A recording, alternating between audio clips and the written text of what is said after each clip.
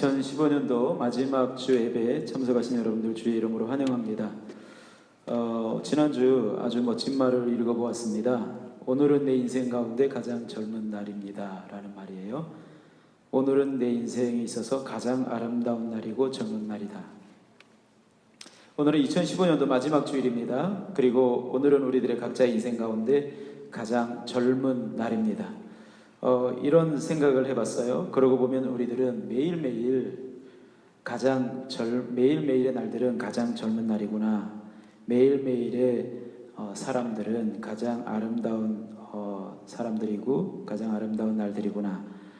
그렇게 우리는 저마다 내 인생의 가장 젊은 날들을 살아서 2015년도를 채운 것입니다. 우리 옆 사람에게 서로 그런 의미에서 축복 한번 했으면 좋겠습니다. 가장 젊어 보입니다. 이렇게 가장 아름답습니다. 가장 젊어 보입니다. 오늘은 우리들의 인생 가운데 가장 아름답고 젊은 날입니다. 2015년도라는 페이지를 넘기면서 우리가 가져야 할 마음은 무엇일까 생각해 보았습니다. 다른 어떤 것보다 감사하는 마음이겠다라는 생각을 해봅니다. 그래서 오늘 주제는 이 감사라는 주제 가지고 말씀을 같이 생각해 보도록 하지요. 성경에는 문둥병자들이 많이 등장합니다. 예수님 당시에도 문둥병자들은 많이 살았습니다. 예수님이 어느 마을에 들어오신다는 소문을 들었습니다. 어느 마을에 들어가셨습니다. 그런데 그 마을에 문둥병자들이 살고 있었습니다. 예수님이 오신다는 소식을 듣자 예수님을 맞이하러 가서 멀리 서서 예수님에게 예수님 우리를 불쌍히 여겨달라고 간절히 빕니다. 아마도 그들은 예수님에 대한 소문을 들었던 것 같아요. 예수님이 가시는 곳마다 기적과 치유가 일어난다는 소문을 듣고 그분을 만나기만 한다면 이 저주받은 몸뚱아리 치유받을 수 있을 텐데, 그런데 마침 예수님이 마을로 오시는 겁니다. 기회는 이때다 싶어서 소리 높여 예수님에게 간절히 구합니다. 우리를 불쌍히 여겨 주옵소서.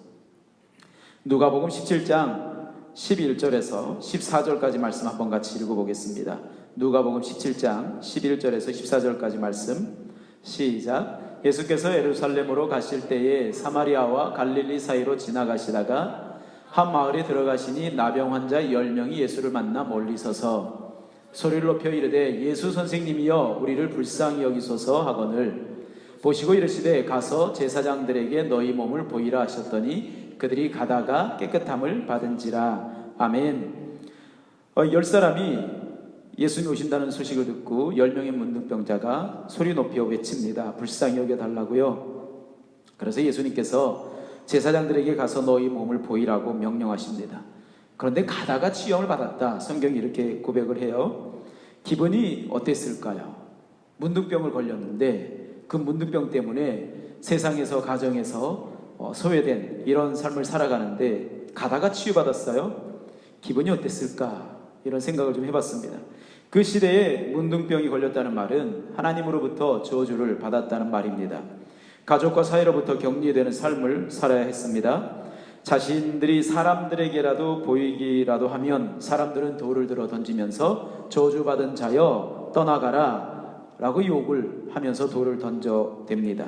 그러면 자신의 얼굴을 가리고 도망을 쳐야 하고 도망을 치지 않으면 돌에 맞아 죽게 됩니다. 육체의 질병도 고통이지만 정서적으로 가족과 사이로부터 격리당하는 고통은 이루 말할 수 없습니다. 더 나아가서 하나님으로부터도 버림받았다는 선고는 영적인 고통을 안겨줍니다. 죽지 못해 하루하루 살아야 하는 그런 상황에서 예수님이 치유를 해주신 것입니다. 10사람이 모두 치유받게 됩니다.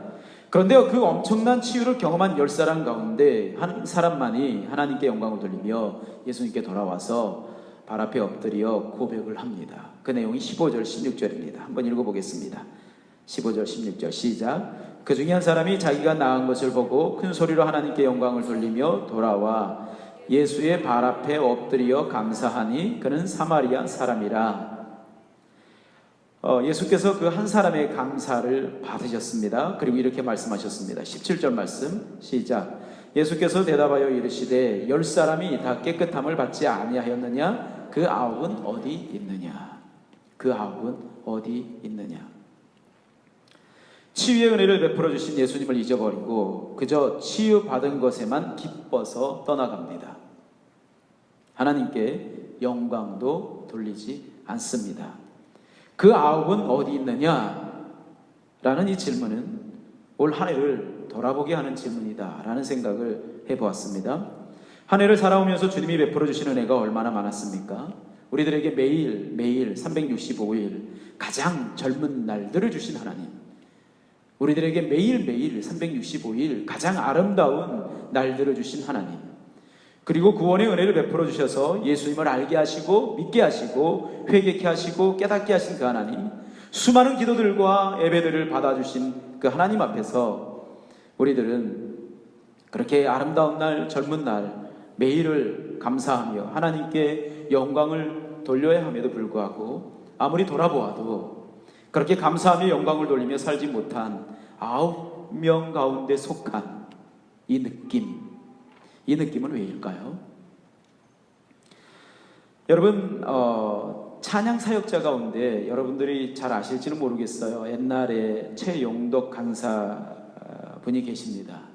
낫의 밤달이라는 쪽지를 써서 전국에 배포를 하는, 순편지를 써서 전국에 배포하는 이런 사역을 하시고, 악보를 손으로 그려서 찬양집을 찬미예수 1000, 찬미예수 2000, 찬미예수 3000 이런 책을 냈던 분이 최용덕 간사님이십니다.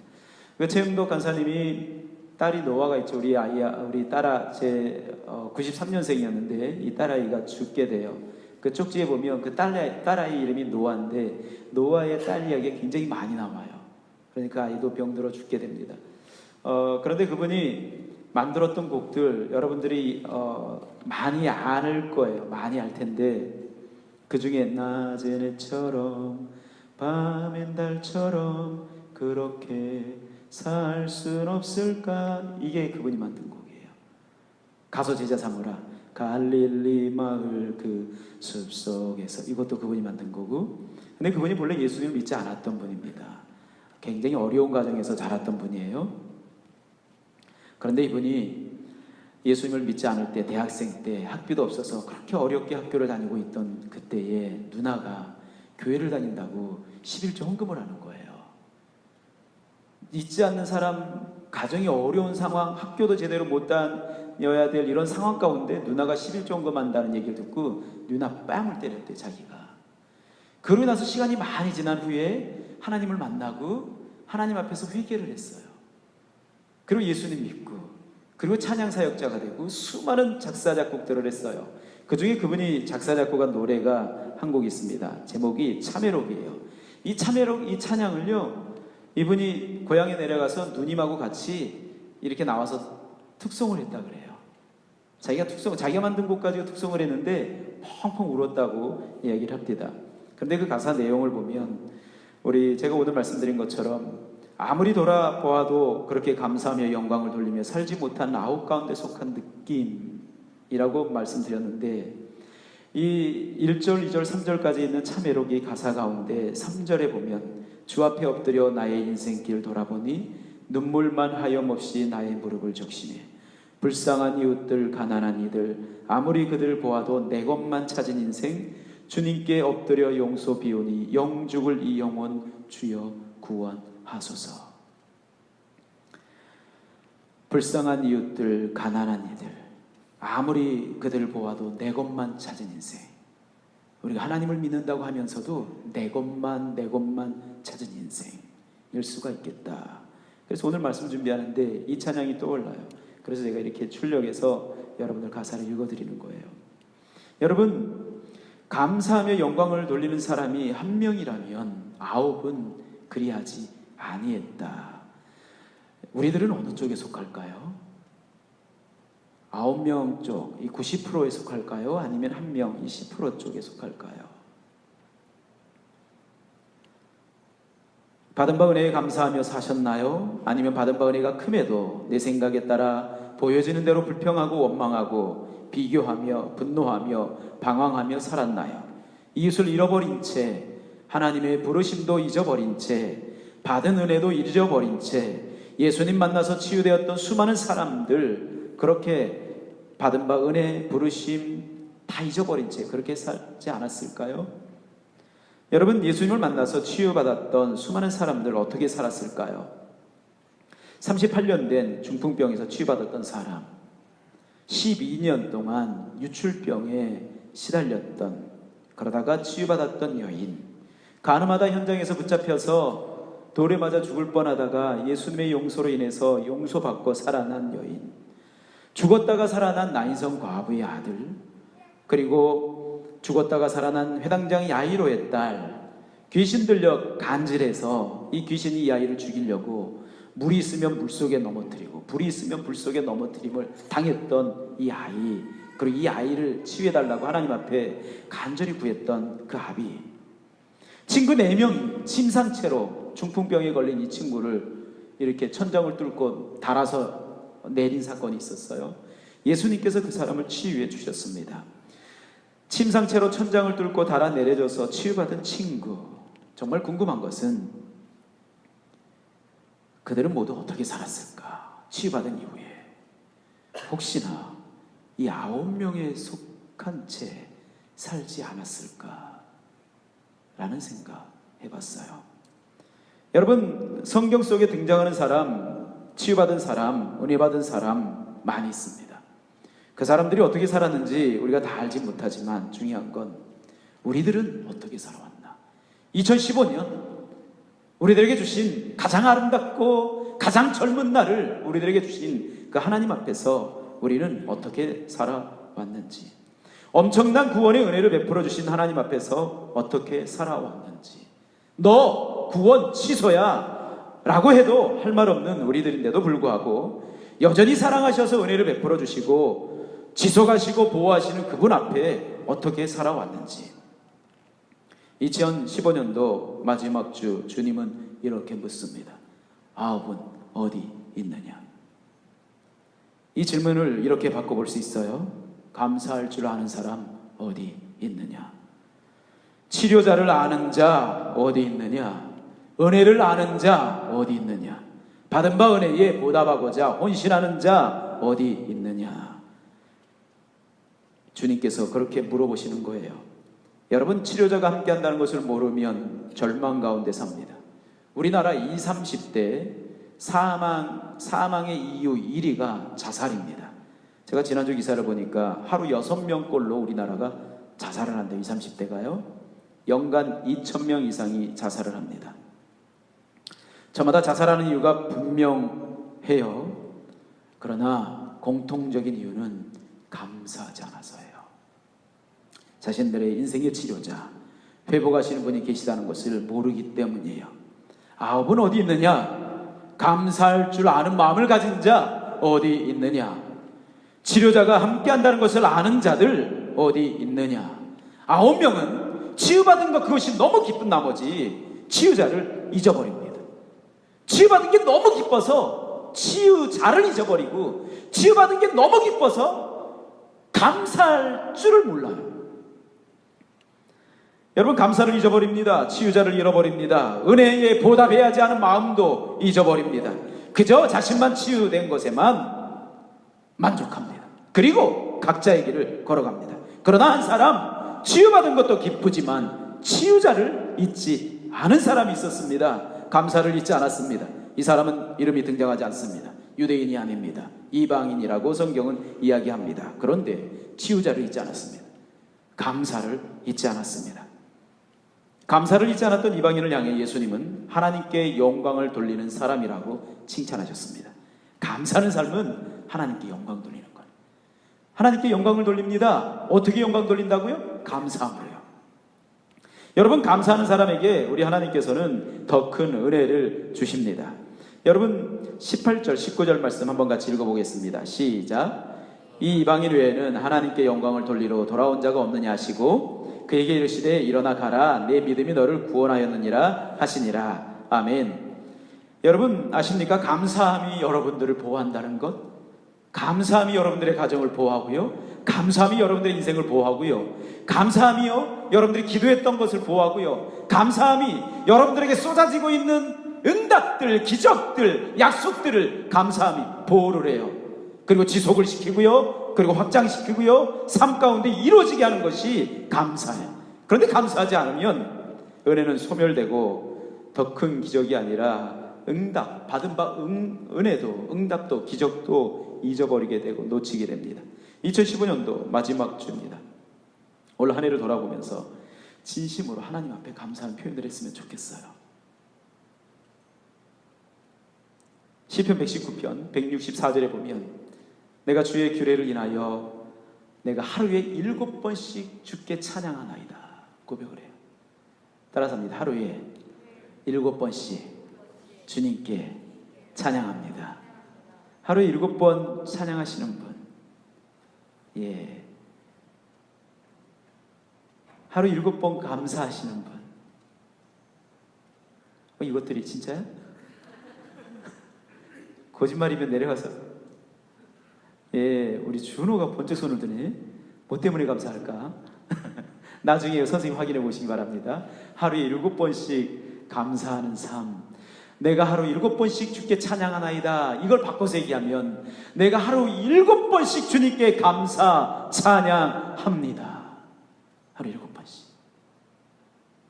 여러분, 근데 우리들 어떻게 살죠? 받은 바 은혜, 오늘이라는 날이 가장 아름다운 날이고 가장 젊은 날이고 하나님의 은혜로 인해서 내가 오늘도 살아가는 그날, 우리는 하루 7번씩 불평하고 불만하고 원망하고 감사하지 아니하고 방황하고 세상의 것 바라보고 세상의 것 부러워하고 세상의 것 바라보면서 보암직하고 먹음직하고 탐스러워, 이렇게 하지. 내게 있는 것 가지고, 내가 받은 것 가지고 하나님 앞에 감사할 줄 모르는.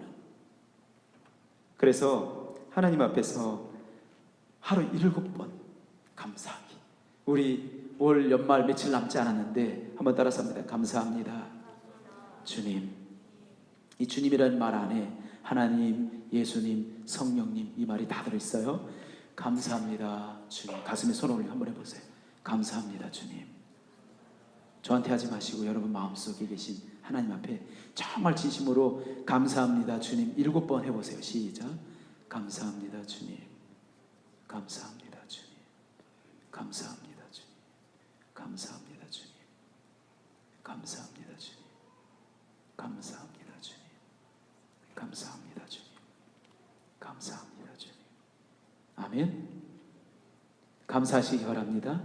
영광을 어떻게 돌리는 거라고요? 감사함으로. 아멘. 우리 찬양단 올라오시고요. 우리 제가 참여로 노래를 가져왔어요.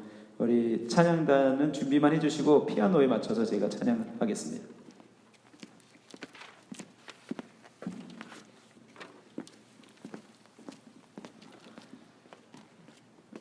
가사를 여러분 생각해 보시고요.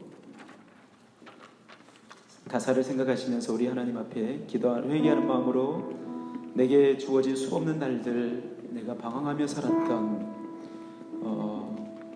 이런 삶을 하나님 앞에 회개하며 하나님 앞에 새롭게 결단하며 감사함으로 살겠습니다 고백하는 마음으로 아시는 분들 같이 찬양 드리고요, 또 같이 기도하는 시간 갖겠습니다.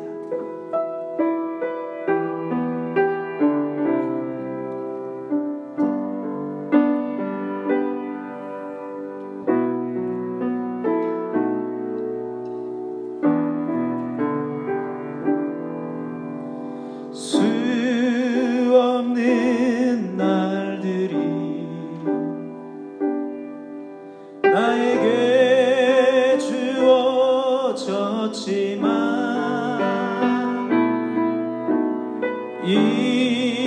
이제와 돌아보니 모두 허무한 뿐이라. 수많은 재물들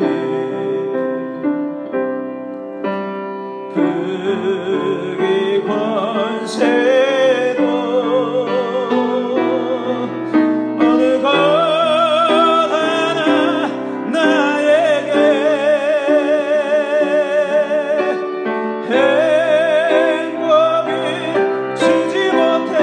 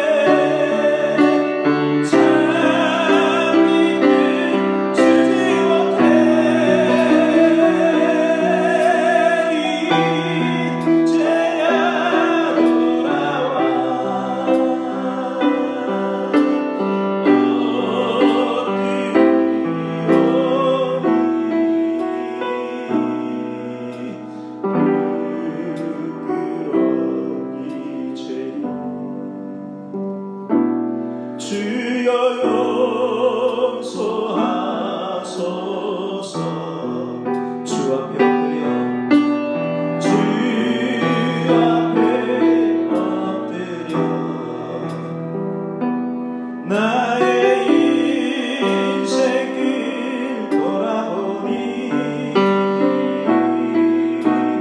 눈물만 하염없이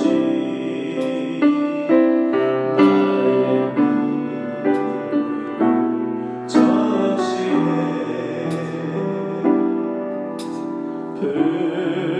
불쌍한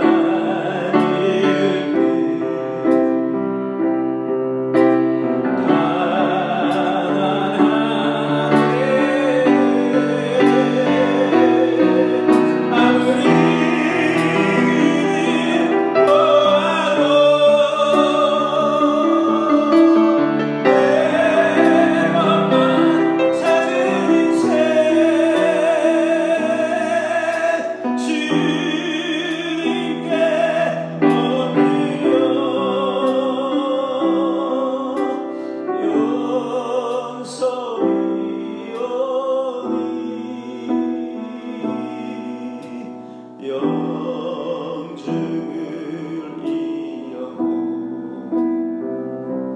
주여 구원하소서. 부끄러운 이제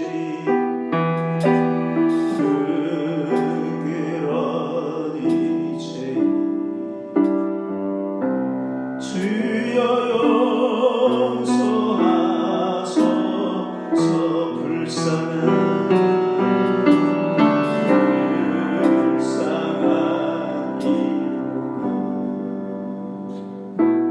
주여 용서하소서. 이 시간 우리 하나님 앞에 목소리 한번 다같이 기도하는 시간이었으면 좋겠습니다. 2015년도 하나님께서 가장 아름답고 젊은 날들, 또 수없는 날들을 우리들에게 주셨습니다. 구원의 은혜를 베풀어 주셨고 우리들을 지켜주시고 보호하셨고 항상 함께해 주셨고 우리들의 기도를 들어주셨고 응답해 주셨습니다. 그럼에도 불구하고 아홉에 속한 것 같은 치유받은 자 아홉은 어디 있느냐, 은혜 받은 자 아홉은 어디 있느냐, 내가 깨끗하게 한 자 아홉은 어디 있느냐 부르시는 하나님 앞에 수없는 날들 수많은 은혜 속에서 살았음에도 감사하지 못했습니다. 하나님, 불쌍한 이 몸 부끄러운 이 죄인 영증을 이어 주여 용서해 주시고 이제 감사하는 삶, 하나님 앞에 고백하는 삶, 영광 감사로 제사드리 감사로 영광 돌리는 삶을 살겠습니다. 우리 하나님 앞에 한 목소리로 그렇게 결단하며 고백하며 나가도록 하겠습니다. 다 같이 기도드리겠습니다.